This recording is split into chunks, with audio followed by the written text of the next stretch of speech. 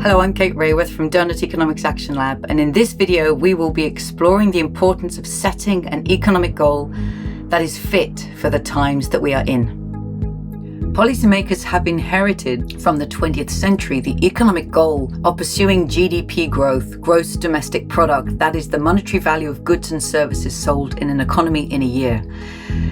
And the concept of progress has been that the goal is increasing GDP no matter how rich a nation already is. We hear from its politicians and their economic advisors that its success and the solutions to its problems lies in yet more growth, endlessly so. But this goal has taken us into extremely challenging contexts, leading to vast inequalities in the world, an ongoing deprivation of people suffering the poorest conditions, and massive ecological overshoot. It is time for a new economic goal. And one such goal comes from the Doughnut itself. We offer it as a 21st century compass for human prosperity. If you think of humanity's use of Earth's resources radiating out from the center of this picture, then the hole in the middle of the donut, below the social foundation, is a place where people are left falling short on the essentials of life. That is where people do not have the resources that each person needs to have sufficient food, water, energy, health, education, housing, transport, income, political voice. And these 12 dimensions are drawn from and inspired by the Sustainable Development Goals, which the governments of the world have recognized set out the claims that every person has to meet their essential needs. So we must leave no one falling short in the hole below that social foundation. But at the same time, as we seek to get everybody over the social foundation and into the green donut-shaped space itself, we must also ensure that we do not collectively overshoot the ecological ceiling. And this is made up of the 9 planetary boundaries, the 9 critical life-supporting systems that make life work on this planet and hold it in a delicate balance, and have done so for the last 12,000 years. This is what gives us a stable climate, fertile soils, healthy oceans, abundant biodiversity, recharging fresh water, and a protective ozone layer overhead. So the goal of the donut is to leave no one falling short in the hole, but don't overshoot the limits of the planet. We aim to meet the needs of all people within the means of the living planet. And this takes us into the green space, which is an ecologically safe and socially just space for humanity. It sets out the minimal conditions for achieving this. If the goal of the donut is not endless growth, but here it's balance, it's thriving in dynamic balance, then we are very far from that balance right now. As all of the red quantification in this image shows us, billions of people are still falling short on the essentials of life, as we can see for every one of those dimensions of the social foundation. Some measured with 1 metric, some measured with 2. So billions of people are still falling short on life's essentials, and yet we have collectively overshot at least 6 of the 9 planetary boundaries, that red overshoot of the ecological ceiling. And so the challenge is to turn this story around from both sides at the same time. It is a double whammy challenge, and governmental leadership is essential. Now, this image shows us the whole world, but of course there are vast differences in responsibility between nations for the overshoot and where that onus of the impact is held.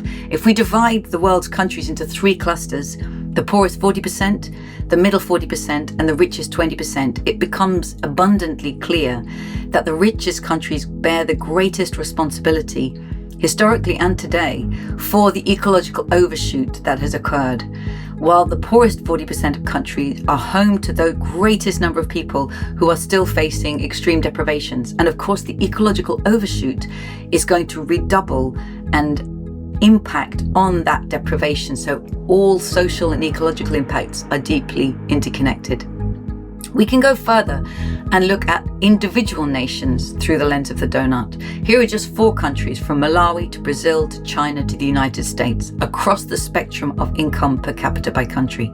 If you want to look at your own country's situation, you can go to this website, goodlife.leeds.ac.uk, and look up your own nation's profile.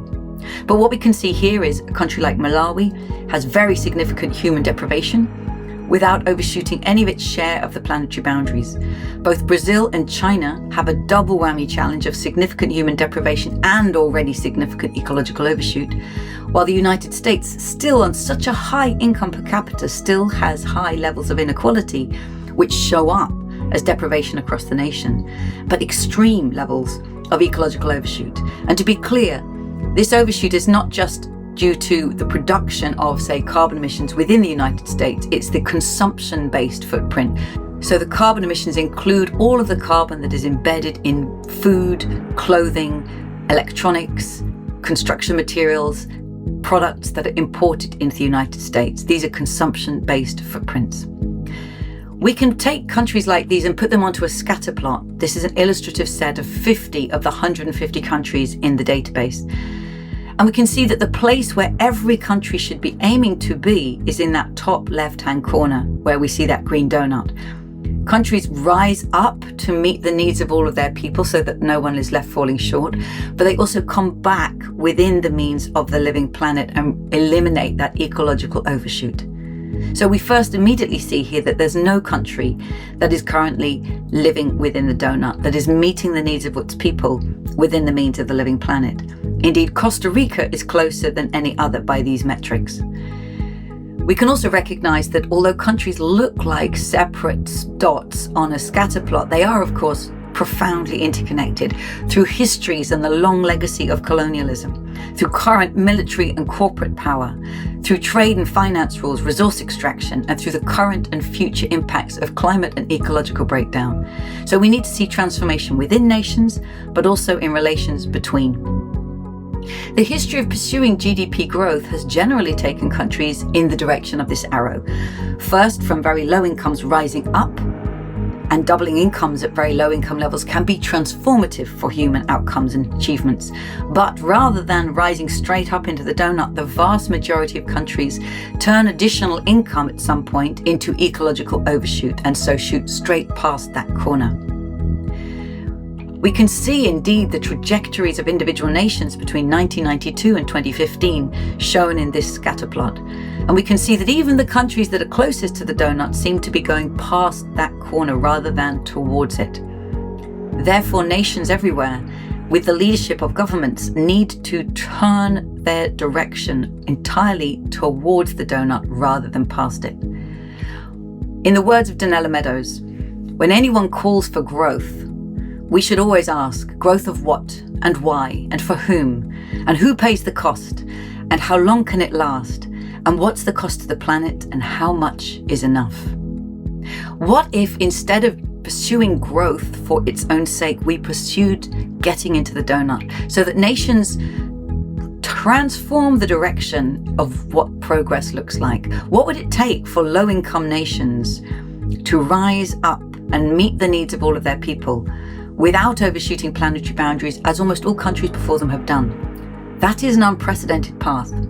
What would it take for middle-income nations to reorient, to first of all meet the needs of all of their people, but do it at the same time as coming back within planetary boundaries? That too is an unprecedented pathway. And for high-income nations, what will it take for them to massively reduce their ecological overshoot while finally meeting the needs of all of their people, because they surely have the resources to do so? This severe reorientation of nations will require a rebalancing between them. For some, that rebalancing means reparations and the return of stolen land. Others emphasize the redistribution of wealth and technology. For others, it's renegotiating trade and finance rules and rebalancing global institutional power.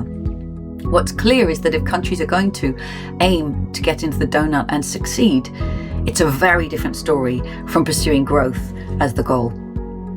We can step back and recognize that donut economics and the goal of the donut is one among many emerging so-called new economic ways of looking at a 21st century goal. From donut economics to well-being thinking to regenerative economics to planetary health. But let's recognize that although these seem to be new and emerging, they are of course based in the wisdom and values of many indigenous cultures and traditions. What the scholar Shane Edwards calls new economics. The insights, the deep principles behind these ideas have long been known in other cultures, from Buen Vivir to He'ara Waiora, Ubuntu, gross national happiness, and many other indigenous traditions. And so let's finish with the donut. It's one possible compass where we aim to meet the needs of all people within the means of the living planet. History shows us that we do not get there by pursuing growth in GDP. It becomes its own goal, and it requires governments to reorient towards this goal. It is the task of our times.